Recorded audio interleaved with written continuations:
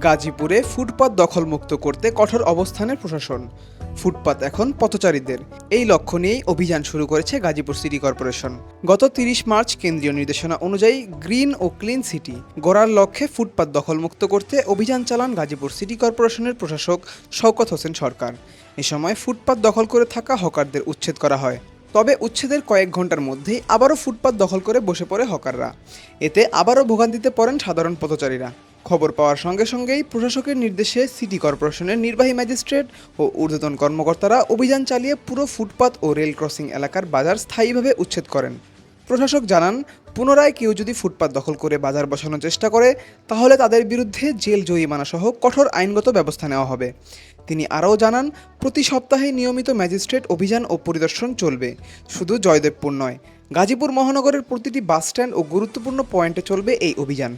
ফুটপাত পথচারীদের জন্য, এই বার্তা বাস্তবায়নে কঠোর অবস্থানের প্রশাসন।